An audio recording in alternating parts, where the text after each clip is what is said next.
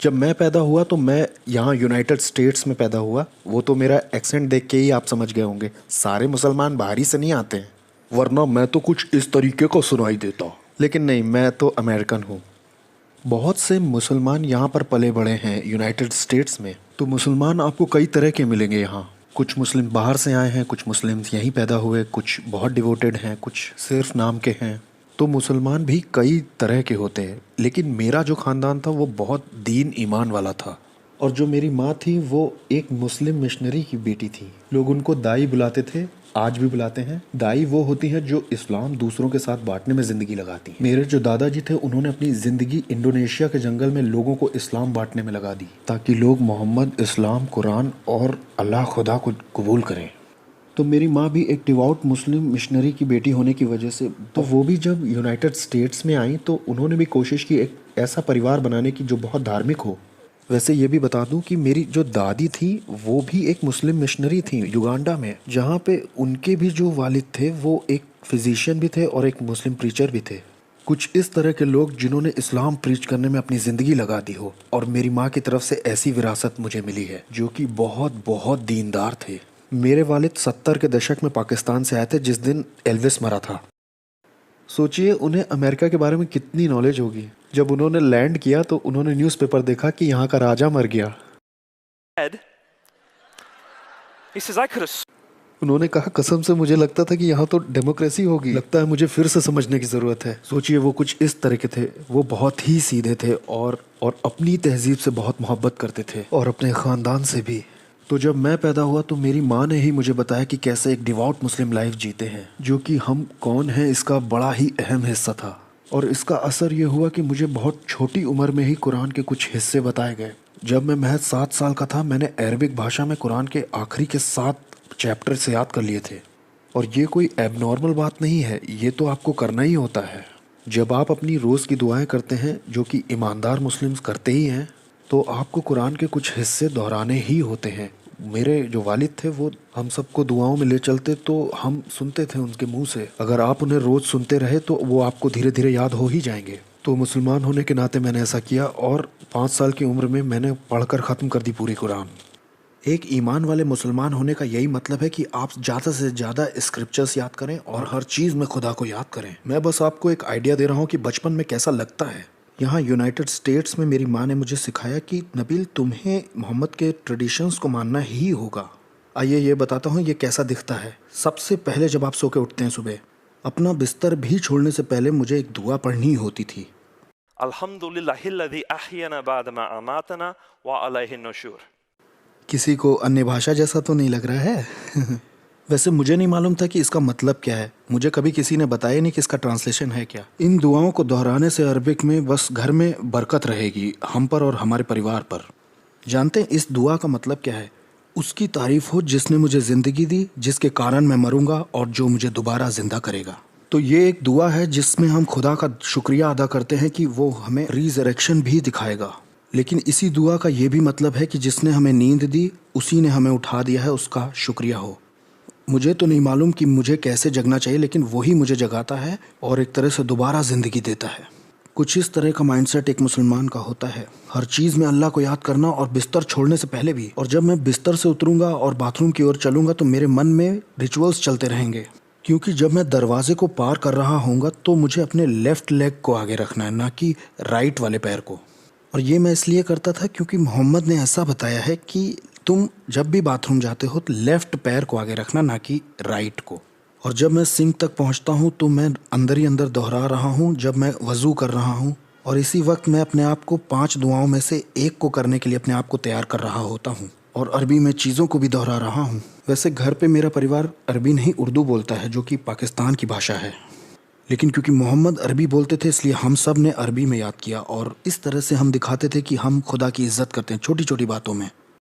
और इन बातों को दोहराते दोहराते मैं अपने दुआ की दरी तक, जो किचन के सामने होती थी, पहुंच जाता और दिन भर की 5 दुआओं में से पहली दुआ करता, फजर की दुआ। इस दुआ से पहले वाली एक दुआ थी वो बोलनी है, फिर उस दुआ के बाद वाली दुआ बोलनी है। इस तरह से बहुत सारी दुआ होती थी और पूरे दिन में यही हुआ करता था। घर छोड़ने से पहले बस दुआ ही बोलते रहना। और जब मैं पहली बार स्कूल गया तो मेरी माँ ने मुझे मेरी पहचान का एक दूसरा हिस्सा भी बताया। आधा हिस्सा तो ये था कि मैं एक ईमान वाला मुसलमान हूँ। मेरी माँ जो कि पाकिस्तान से आई थी वो वेस्ट को जानती थी कि वो एक क्रिश्चियन कंट्री है। जो भी लोग बाहरी देशों से वेस्ट में आते हैं वो अमेरिका को देखते हैं और कहते हैं ये है क्रिश्चियन देश। तो वो लोग जो कुछ देखते हैं टीवी पर या पब्लिक में या चारों ओर लोगों को करते हुए वो उसको थोप देते हैं क्रिश्चियनिटी के ऊपर। तो जितनी भी अश्लीलता और अनैतिकता आप देखते हैं सड़कों पर, पिक्चरों में या बीच पर, किस तरह से लोग कपड़े पहनते हैं, एक औसत दर्जे का मुसलमान जो बाहर से आया वो इन सब का जिम्मेदार क्रिश्चियनिटी को मानता है। वो और किसको? तो मेरी माँ ने ही मुझे बताया कि नबील तुम्हें तैयार होना होगा क्रिश्चियनिटी के खिलाफ। तुम्हें ये जानना होगा कि इस्लाम सच्चा क्यों है, और अगर कोई तुमसे कभी पूछता है तो तुम्हें तैयार रहना होगा कि तुम कारण भी बता सको कि क्यों इस्लाम का ईमान सच्चा है। और तुम्हें इतना लायक बनना होगा कि तुम चैलेंज कर सको और लोगों को दिखा सको कि क्यों क्रिश्चियनिटी झूठी है। इसलिए बहुत छोटी उम्र से ही मैंने उन किताबों को, चीज़ों को पढ़ना शुरू किया जिसमें मैं बाइबल की आयतों से लोगों को ये दिखा सकता था कि क्यों गॉस्पेल झूठा है। जब मैं स्कूल पहुंचा तो दोस्तों से मेरी बातें होती थी इस बारे में। मैं 11वीं क्लास की एक बात आपको बताता हूँ। ये तब हुआ जब मैं लैटिन भाषा की क्लासेस कर रहा था। मेरे आगे वाली सीट पे एक लड़की बैठा करती थी जिसको मैं थोड़ा पागल समझता था। हर वक्त उसके चेहरे पर अजीब सी शांति रहती थी, मन करता था थप्पड़ मार के जगाऊं। जब वो आपसे बात करेगी तो वो बड़े जोश और जुनून के साथ बात करेगी। हमें लग रहा था कि वो पागल है, लेकिन वो तो खुदा की अग्नि से जल रही थी। लेकिन अगर आपको इसका मतलब नहीं मालूम तो आप नहीं समझ पाएंगे। एक दिन वो मुड़ी और उसने मुझसे कहा, मैं तुमसे एक सवाल पूछूं नबील? मैंने कहा बिल्कुल पूछो। उसने पूछा, तुम जानते हो यीशु कौन है? और मैं तो तैयार था ही, मैं तो इस सवाल के जवाब को मानो लिखे बैठा था। मैंने कहा, बेत्सी मैं जानता हूँ कि यीशु कौन है। उसने मुझे देखा। मैंने कहा कि कुरान मुझे बताती है कि यीशु कुंवारी से जन्मा था, और कुरान मुझे ये भी बताती है कि यीशु सबसे ज़्यादा चमत्कार करने वाले इंसानों में से था। कुरान मुझे ये भी बताती है कि यीशु ने कोढ़ियों को चंगा किया, अंधों को आंखें दी और मुर्दों को भी जिंदा किया। और कुरान ये भी बताती है कि यीशु ही वो मसीहा था। और मैं एक मुस्लिम हूँ, इसलिए जानता हूँ कि वो ही आखिरी में आएगा और अंत की शुरुआत करेगा। वो मुझे अपनी बड़ी बड़ी आंखों से देखने लगी क्योंकि मैंने थोड़ा ज़्यादा बोल दिया था। तो मैंने दोबारा शुरुआत की। मैंने कहा, बेत्सी लेकिन मैं ये भी जानता हूँ कि यीशु खुदा नहीं है। उसने कहा, नबील नहीं, यही तो सबसे अहम बात है कि यीशु खुदा था। मैंने कहा, सच में? तुम्हें ऐसा लगता है? उसने कहा, हाँ। मैंने कहा, तुम्हारे ईमान में क्या ये मानना ज़रूरी है कि यीशु खुदा था? उसने कहा, हाँ। मैंने कहा, चलो ठीक है, मैं थोड़ी देर के लिए मान लेता हूँ कि चारों गॉस्पेल सही हैं। मैं जानता हूँ कि इंजील में गड़बड़ हो गई है और उस पर भरोसा नहीं किया जा सकता, लेकिन फिर भी मैं मान लेता हूँ कि गॉस्पेल सही है और उसमें जो कुछ लिखा है हमेशा से सही लिखा है। लेकिन गॉस्पेल में यीशु ने खुद कहाँ कहा है कि मैं खुदा हूँ? उसने थोड़ी देर सोचा। उसने कहा, इस बारे में क्या? कि उसने कहा, मैं और पिता एक ही हैं। मैंने कहा, इस बात का ये मतलब नहीं है कि वो कह रहा है कि मैं खुदा हूँ। मैंने कहा कि उसने बताया तो है कि वो क्या कहना चाह रहा है, कि मैं दुआ करता हूँ कि चेले उसी तरह से एक हों जैसे कि मैं और मेरा पिता एक हैं। तो उसका मतलब ये नहीं कि मैं और पिता एक जैसे हैं, ना वो ये कह रहा है कि मैं खुदा हूँ। वो तो आत्मा में एक होने की बात कर रहा है कि चेले भी आपस में आत्मा में एक रहें, जिस तरह से वो पिता के साथ आत्मा में एक है। मैंने कहा, बेत्सी अगर तुम सचमुच जानना चाहती हो कि यीशु ने अपने लिए क्या कहा है तो मरकुस के इंजील में देखो। जब किसी ने उसे छुआ तो उसने कहा कि किसने मुझे छुआ?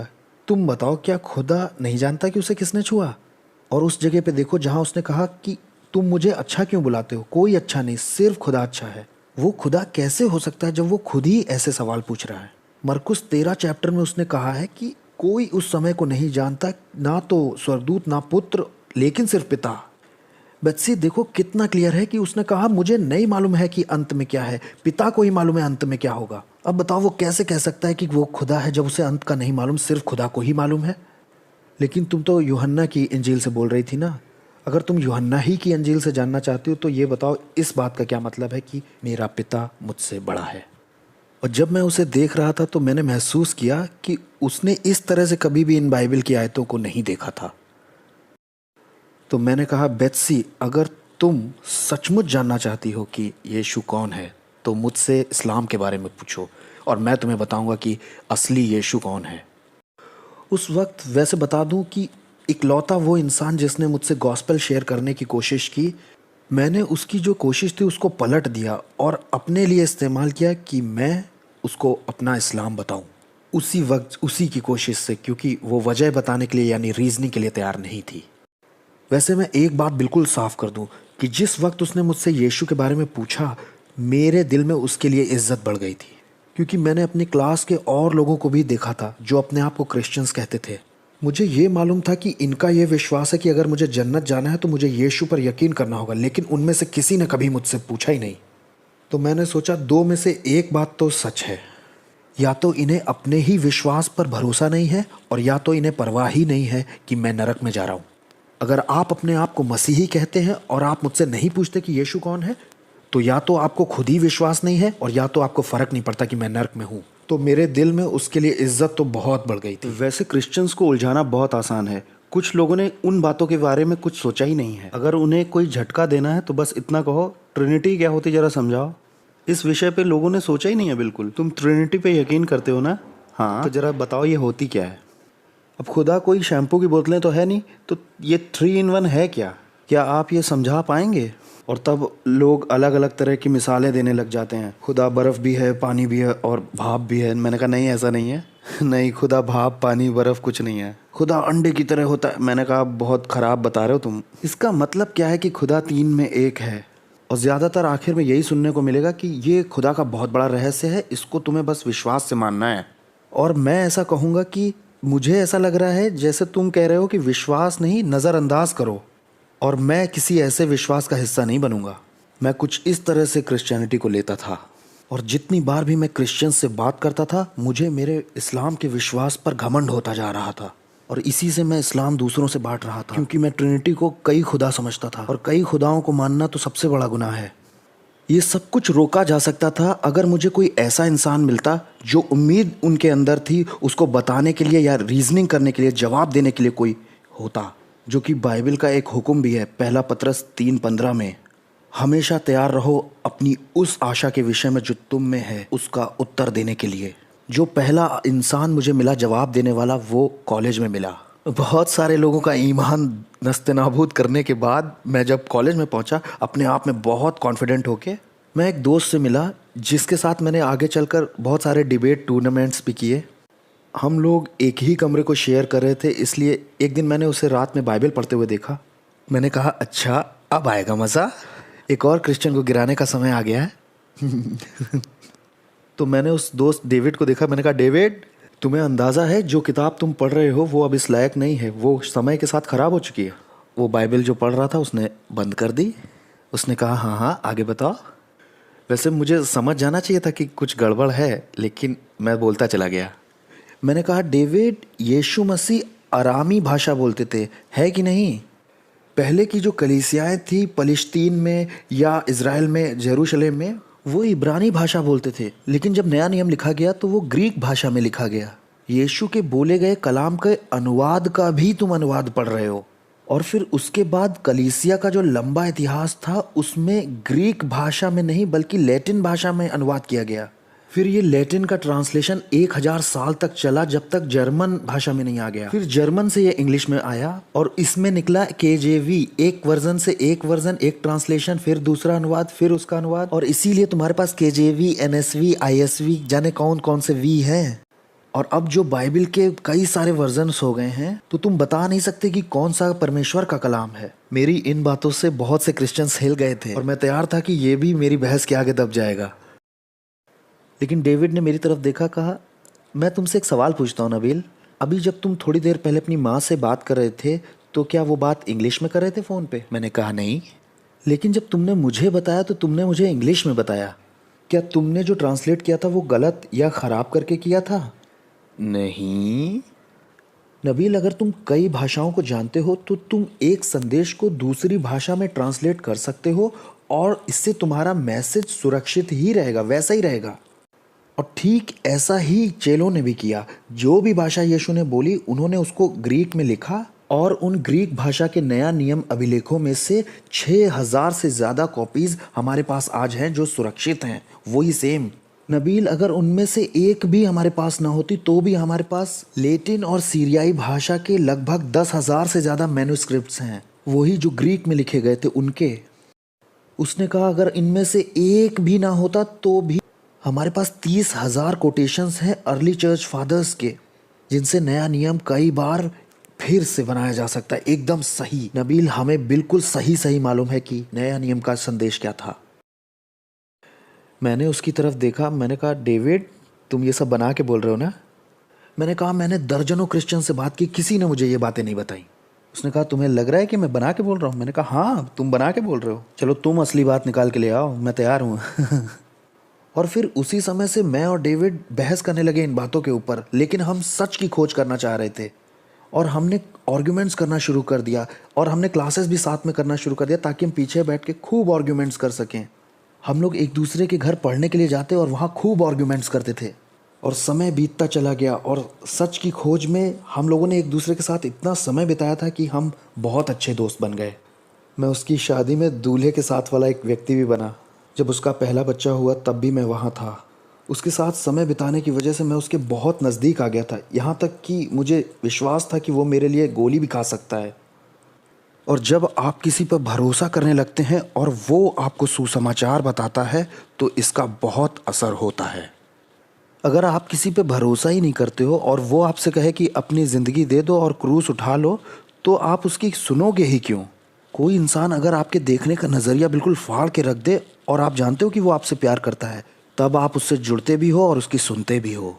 तो ये जो दोस्ती थी मेरे लिए ये बहुत कमियां निकालने वाली दोस्ती थी मेरे गॉस्पेल सुनने के लिए, और इसमें एक लंबा अरसा लगा। ये सब एक रात में ही नहीं हुआ। तकरीबन 1 साल के बाद मैं इस नतीजे पे पहुंचा कि ठीक है, नए नियम के मैन्युस्क्रिप्ट्स पे भरोसा किया जा सकता है। मैंने कोई सुसमाचार पर विश्वास नहीं किया, सिर्फ मैन्युस्क्रिप्ट सही हैं इस बात में मुझे 1 साल लगा। जिस भी तरीके से वो नए नियम के अभिलेख लिखे गए और पुराने कलीसियाओं तक भेजे गए, ऐसा कोई इंसान नहीं जो उनको ऐसा कंट्रोल कर ले कि उन्हें एडिट भी कर दे और फिर आज उस चेंज को हम पकड़ भी ना पाएं। किसी भी तरीके से ऐसा नहीं हो सकता था। 1 साल बाद मैं इस नतीजे पे पहुंचा कि ऐसा कोई तरीका नए नियम की पत्रियों को ठीक भी किया गया हो और हम पकड़ भी ना पाएं, संभव ही नहीं है। मैंने डेविड से कहा, डेविड मैं मान लेता हूं कि नए नियम में भरोसा किया जा सकता है, लेकिन उसमें यीशु ने कोई दावा नहीं किया कि मैं खुदा हूं। इस बात को याद रखिएगा कि ये मुसलमानों के लिए सबसे बड़ा बिंदु है, क्योंकि जैसे मैंने पहले बताया कि मुसलमान मानते हैं कि यीशु मसीहा था, मुसलमान मानते हैं कि यीशु बहुत मोजज़े करता था, कुछ तो ये भी मानते हैं कि वो सिनलेस प्रॉफिट था, उसने कभी पाप नहीं किया पृथ्वी पे। लेकिन जैसे ही आप कहते हो कि यीशु खुदा था, एक मुसलमान की नज़र में आप एक सबसे बड़ा गुनाह कर देते हो जिसे ब्लेस्फेमी कहते हैं। कुरान साफ कहता है चैप्टर 4 171 और चैप्टर 5 72 में, अगर तुमने ये माना कि यीशु खुदा है तो तुम नर्क में ही जाओगे। और इस बात में किसी तरह का कोई शक नहीं एक मुसलमान के नज़रिए से। चैप्टर 5 116 आयत में दिखाया गया है कि यीशु अल्लाह से बात कर रहे हैं। वहाँ अल्लाह ने यीशु से कहा, तुमने बोला कि मेरी इबादत करो। उसने कहा, किसी सूरत में नहीं। क्या मेरे पास इतने अधिकार हैं कि मैं ऐसी बात कहूँ? तो ये सोच कि यीशु खुदा है इस्लाम का सबसे बड़ा गुनाह है। तो वो अपने खुदा का बचाव करते हैं जब वो कहते हैं कि यीशु खुदा किसी तरह से नहीं। जब मैंने ये जान लिया कि नया नियम भरोसेमंद है, तो मेरे लिए अगला सवाल था, हाँ ठीक है, लेकिन यीशु ने उसमें कभी दावा नहीं किया कि मैं खुदा हूँ। लेकिन अब मैं और ज़्यादा गहराई से पढ़ाई करने लग गया था और चीज़ों को समझने लग गया था। और डेविड ने मुझे जॉन की पत्री दी, कहा ये लो इसे पढ़ो। और जब मैं यूहन्ना की अंजील पढ़ रहा था तो मैंने पहले पन्ने की पहली आयत यीशु खुदा है पढ़ा। मुझे ज़्यादा पढ़ना भी नहीं पड़ा। इब्तदा में कलाम था, कलाम खुदा के साथ था और कलाम ही खुदा था। और कलाम था क्या? 14वीं आयत, कलाम गोश्त बना और हमारे साथ रहा और हमने उसका जलाल देखा। मैं इन सब तरह की आयतों को देख रहा था और इनसे बचने की भी कोशिश कर रहा था, क्योंकि बचपन से ही मुझे बताया गया था कि यीशु खुदा नहीं हो सकता। और अब तो मैं मान रहा था कि नया नियम सही है, तो ऐसा कैसे कह सकता है ये? और मैंने इसे ऐसे डिफेंड किया कि यीशु नहीं कह रहे कि मैं खुदा हूँ, ये तो लेखक जॉन कह रहा है। जब आप यूहन्ना का गॉस्पेल आगे पढ़ते हैं तो आप पाते यीशु कह रहे हैं यूहन्ना 8:58 में, जब कुछ यहूदियों ने कहा कि तू अभी 50 साल का भी नहीं है और तू ये दावा कर रहा है कि तूने अब्राहम को देखा है। और यीशु का जवाब था, आमीन आमीन, इससे पहले कि अब्राहम पैदा हो, आई एम, मैं हूँ। अगर आप मुसलमान हो तो आपको ये टर्म आई एम, मैं हूँ के बारे में कुछ नहीं मालूम, और तब आपको कोई एक्सोडस 3:14 बताए जहां पर खुदा ने मूसा से कहा है कि उसका नाम अनहू है, मैं हूँ, आई एम, तब आपकी समझ खुलेगी कि यीशु क्या कह रहा है अपने बारे में। यहाँ कोई कहता है कि तू 50 का भी नहीं है और तूने अब्राहम को देखा है। यीशु कहता है मैं इटरनली एग्जिस्ट करता हूँ, अब्राहम के पैदा होने से भी पहले। हाँ, वो मूसा के खुदा का नाम ले रहा था। ये तो उसने बिल्कुल साफ कर दिया है। यहाँ कोई मुसलमान अगर मुझे सुन रहा है और वो ये कहे कि मुझे इतना कन्विंसिंग अभी भी नहीं लग रहा है, तो जॉन 20:28 में देखो, जब किसी ने यीशु से कहा कि तू खुदा है, यीशु का रिस्पॉन्स फाइनली समझ गए, थोड़ा समय लगा। फिर मेरा ये रिस्पॉन्स था कि छोड़ो यूहन्ना की अंजील को, क्योंकि ये तो बहुत बाद में लिखा गया, इस पे भरोसा नहीं किया जा सकता।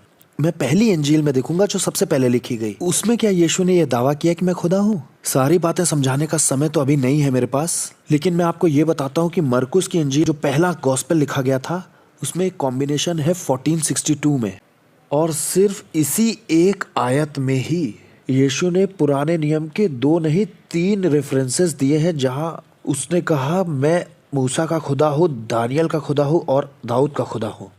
और ये उसने इतना साफ तौर पे कहा कि हाई प्रीस्ट जो था उसने अपने कपड़े तक फाड़ दिए और कहा तुमने ये ईश निंदा सुनी, अब हमें क्या करना चाहिए।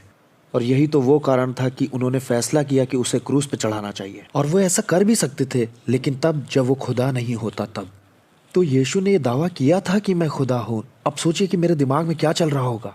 मैं एज अ मुस्लिम इस कंक्लूजन पे पहुंच गया कि नया नियम सही है, और इस न्यू टेस्टमेंट में यीशु दावा भी कर रहा है कि मैं खुदा हूँ। और ये बात ये बताती है कि आज तक मैंने जो कुछ भी इस्लाम के बारे में सीखा वो सब झूठ था। हमें तो यीशु का आदर करना चाहिए, और यहाँ मेरे पास प्रमाण है कि वो खुदा है। मैं क्या करूँ? एक तरफ इस उथल पुथल से मैं परेशान होता जा रहा था, और दूसरी तरफ मैं डेविड से आर्ग्यूमेंट्स करता ही जा रहा था। और मैं ये भी महसूस कर पा रहा था कि इस खोज से मेरे ज़िंदगी का हर पहलू बदल जाएगा।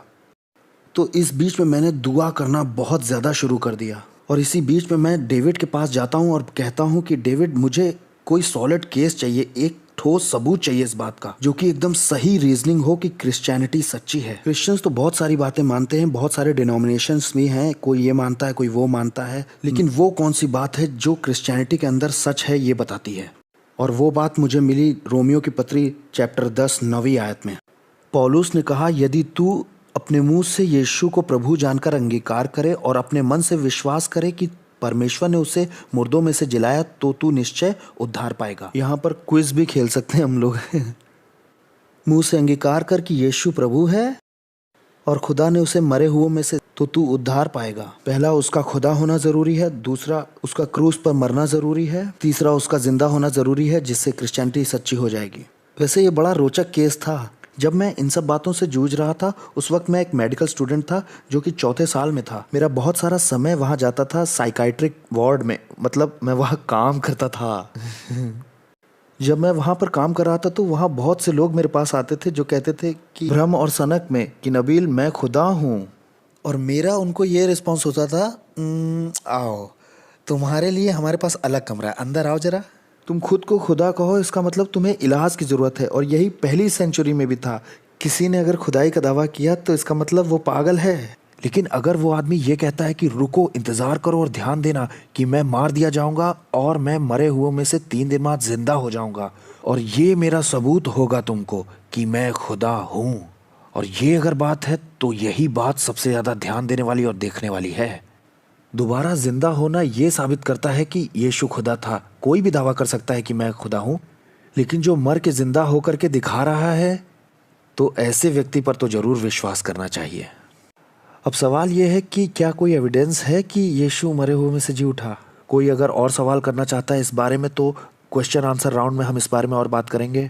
लेकिन जब मैंने जांच पड़ताल की यीशु की मौत के चारों तरफ के एविडेंस को देख करके, तो मैं इस नतीजे पर तो पहुंचा था कि सारे सबूत इस ओर इशारा करते हैं कि यीशु मरे हुए में से तो जिंदा हुआ था।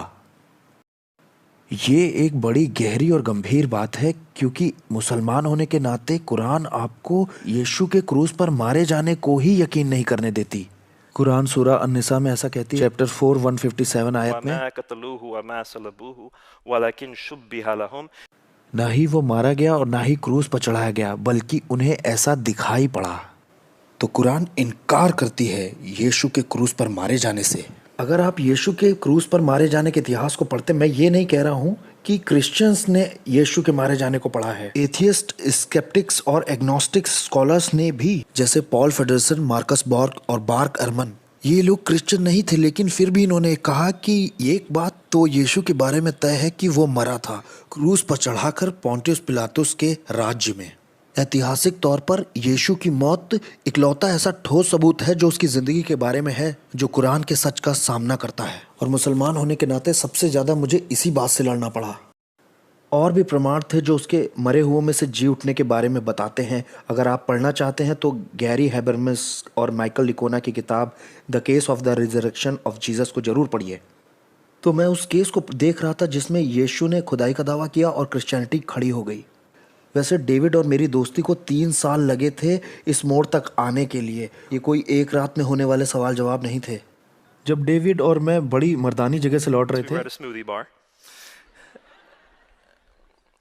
लौटते वक्त डेविड ने मुझसे पूछा, नबील तुम इसे बहुत लंबे समय से देख रहे हो, किस जगह पर तुम्हें लगता है क्रिश्चियनिटी का ये केस झूठा है? 0 से 100 तक बताओ। 0 बिल्कुल झूठ और 100 बिल्कुल सच।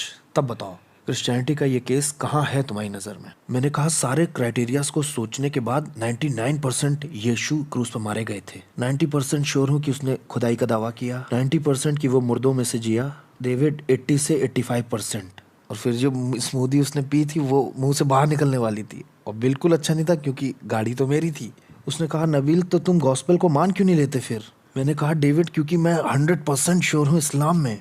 चाहे क्रिश्चियनिटी का केस 80 to 85% सही लग रहा हो, लेकिन इस्लाम का केस अभी भी बहुत मजबूत है। उसने मेरी तरफ देखा, कहा, नबील अभी तक तुमने इस्लाम के केस को क्रिटिकली नहीं देखा है। मैंने कहा, मुझे मालूम है।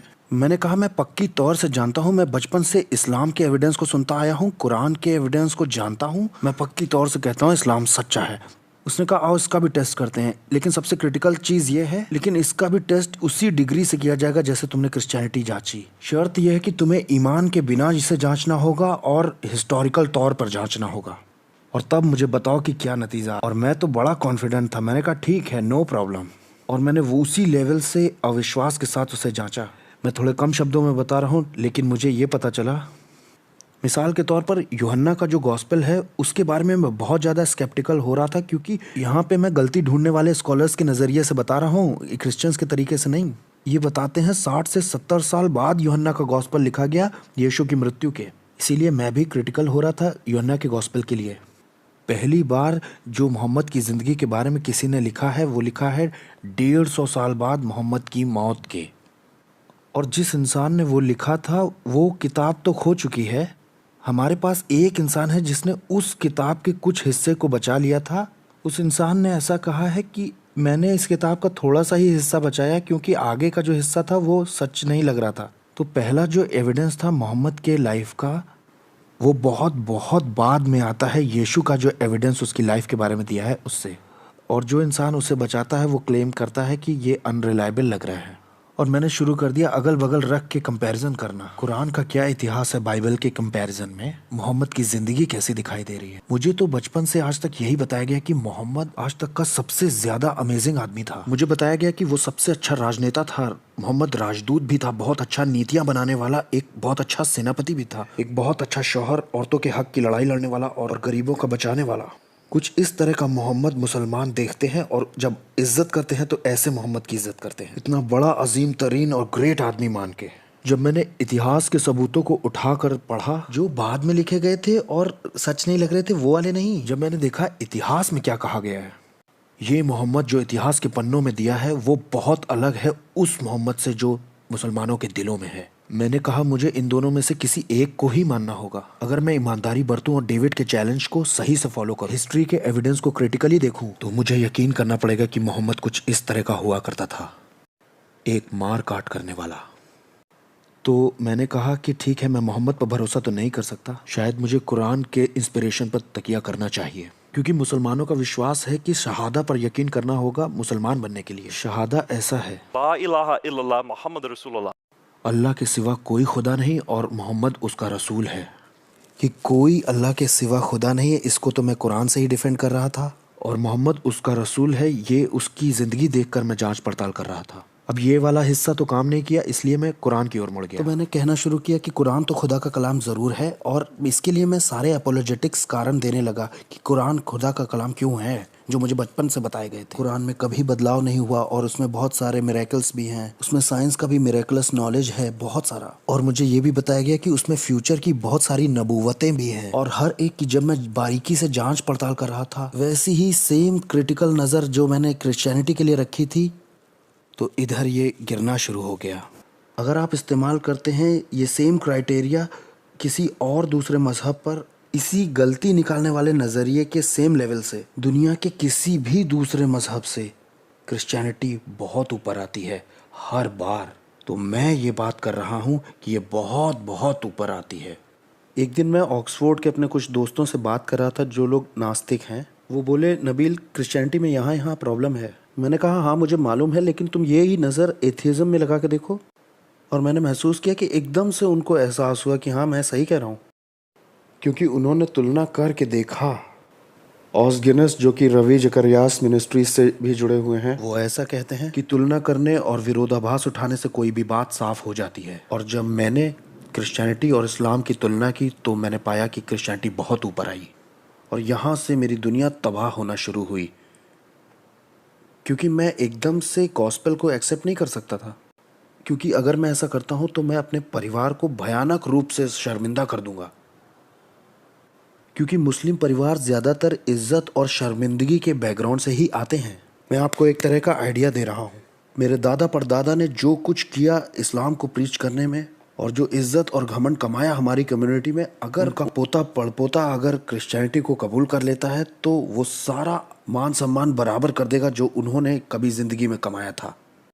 और सिर्फ मैं ही नहीं जो नीची नज़र से देखा जाऊंगा, मेरा ख़ानदान भी शर्म से देखा जाएगा। मेरा फैमिली, मेरे माँ बाप जिन्होंने ज़िंदगी लगा दी मुझे भरने में, अगर मैं क्रिश्चियन बन जाता हूँ तो मैं उन्हें शर्मिंदा करूँगा और उनकी इज्जत को मिट्टी में मिला दूंगा। उनकी भी ज़िंदगी बर्बाद हो जाएगी मेरे इस फैसले से। और इस तरह की बातें एक मुसलमान का एक क्रिश्चियन बनना बहुत मुश्किल कर देती हैं। और सबसे बढ़कर जिसे मज़हब छोड़ने का गुनाह कहते हैं इस्लाम में, रिवाज क्या है ये बता रहा हूँ कि 4 जो सुन्नी इस्लाम के ट्रेडिशनल स्कूल्स हैं और 3 जो शिया इस्लाम के ट्रेडिशनल स्कूल हैं, वो ये पढ़ाते हैं कि अगर आपने इस्लाम छोड़ा तो आप मारे जा सकते हैं अलग हालात में। उनके हालात अलग अलग हैं, लेकिन वो सब मानते हैं कि आप मारे तो जा सकते हैं। एक मुसलमान ये सोच लेता है कि चलो मेरी सोशल लाइफ चली गई पूरी तौर से, चलो मेरे परिवार की भी सोशल लाइफ चली गई, कोई बात नहीं, ठीक है, हो सकता है मेरी अपनी ज़िंदगी भी दांव पे लगी हो मजहब छोड़ने की वजह से। और अगर आप इन सब बातों के बारे में गलत हुए तो कुरान कहती है कि आप नरक में ही जाएंगे। लगभग हर चीज़ आपको हिलाती है। बहुत ही मुश्किल है किसी का इस्लाम को छोड़ना। मैं अपने घुटनों पर आ गया और खुदा से मैंने पूछना शुरू किया। रोज़ वाली दुआओं में, रोज़ की दुआओं के बाद मैंने खुदा से कहा, खुदा तू मुझ पर जाहिर कर अपने आप को।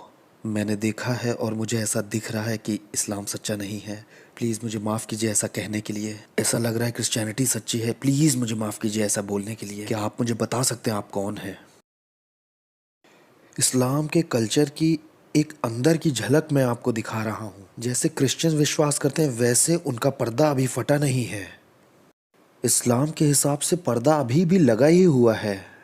एक मुसलमान खुदा से बात नहीं कर सकता, और नबियों ने भी खुदा से बात नहीं की। नबियों ने फरिश्तों से बात की जो खुदा से बात करते हैं, और इसलिए मुसलमान रेडी नहीं है कि वो खुदा से कोई जानकारी सीधे तौर से पा सकते हैं। वो इस दर्जे पर नहीं है और ना वो मानते हैं कि ऐसा हो सकता है। सिर्फ एक तरीका जिससे मुसलमान मानता है कि मैं खुदा से सुन सकता हूँ, मालूम है किसी को?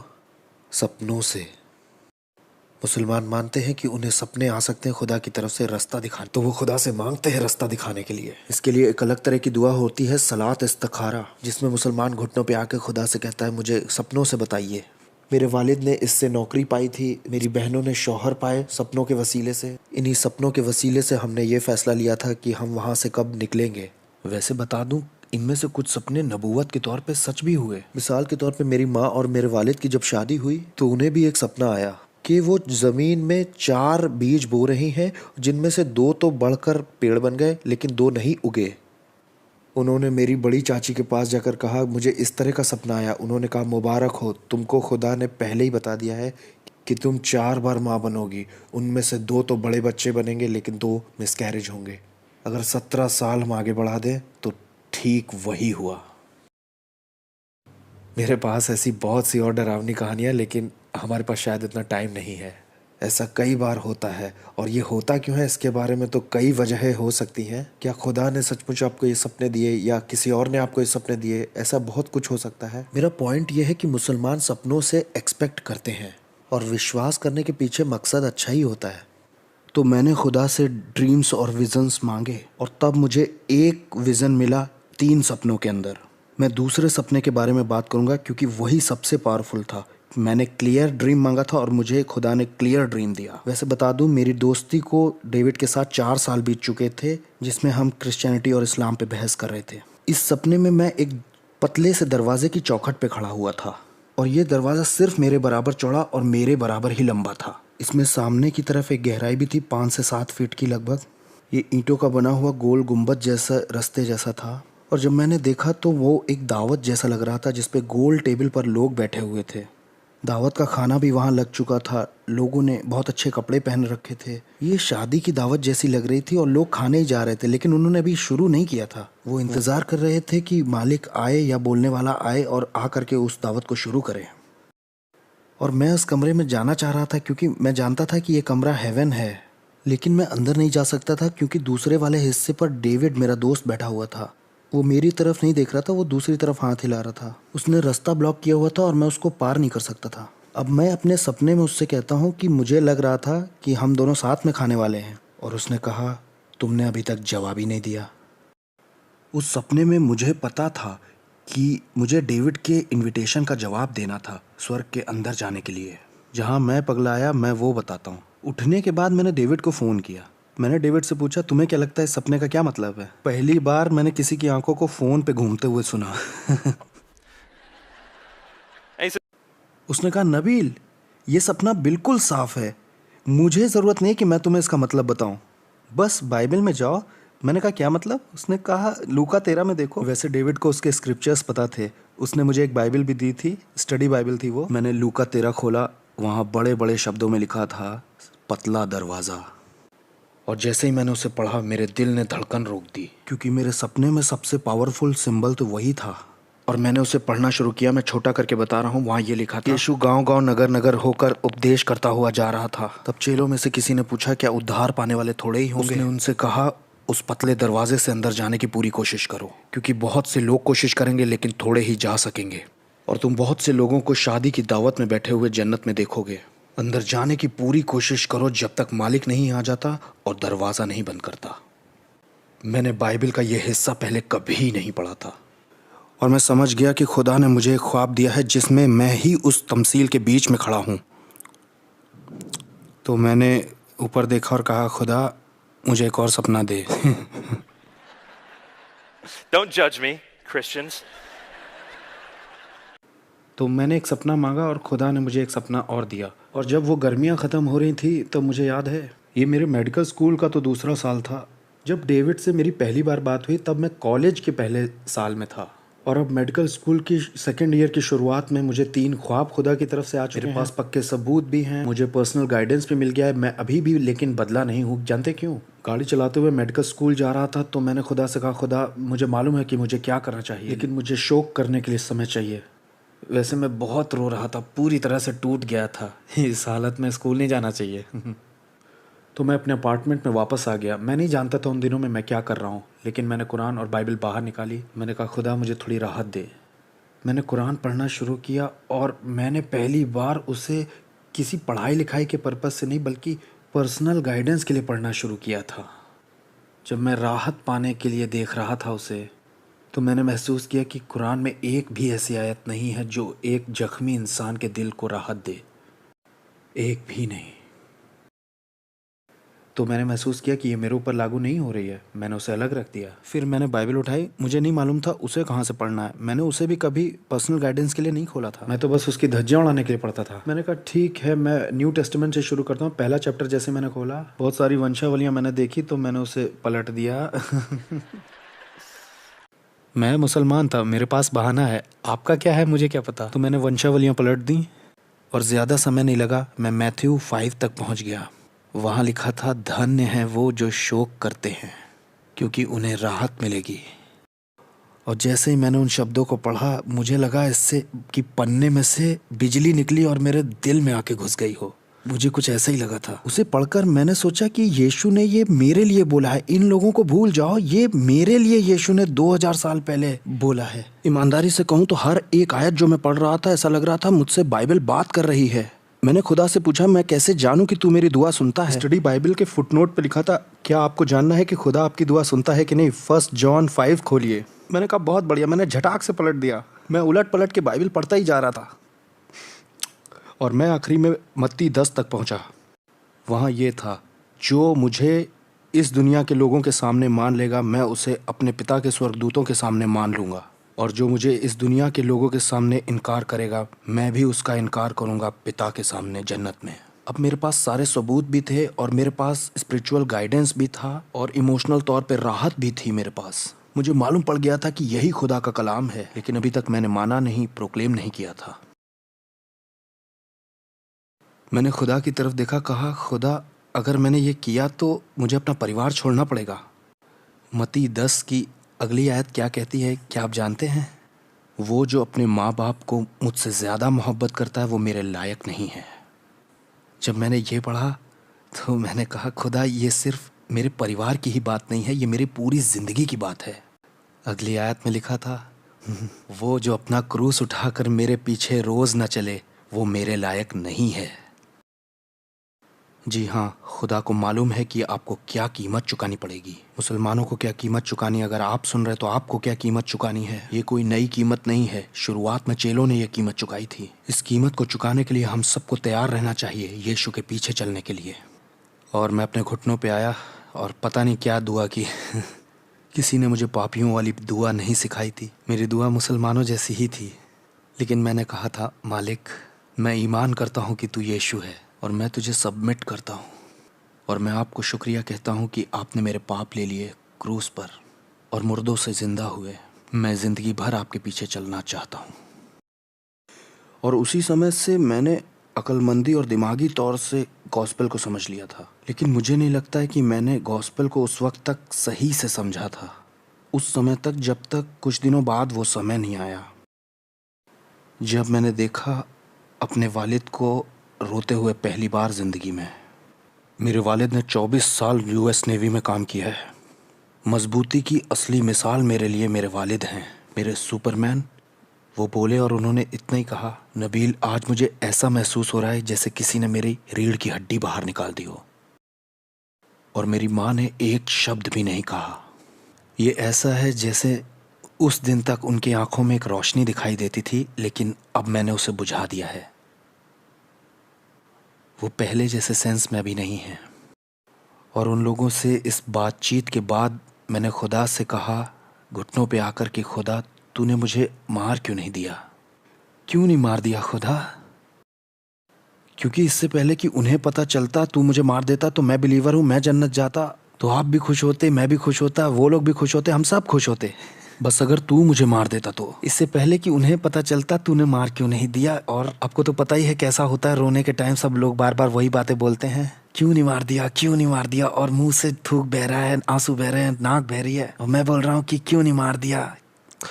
और फिर जब मैं बार बार बोल रहा था क्यों नहीं मार दिया, क्यों नहीं मार दिया, मैंने ये शब्द सुने, क्योंकि ये सब तुम्हारे बारे में नहीं है।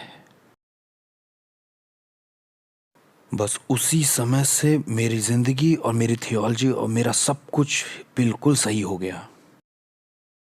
फिर मैं वहाँ से खड़ा हुआ, मैं बाहर निकला। वैसे इसमें पूरी रात निकल गई थी रोते रोते, तो ये अगली सुबह हुआ था।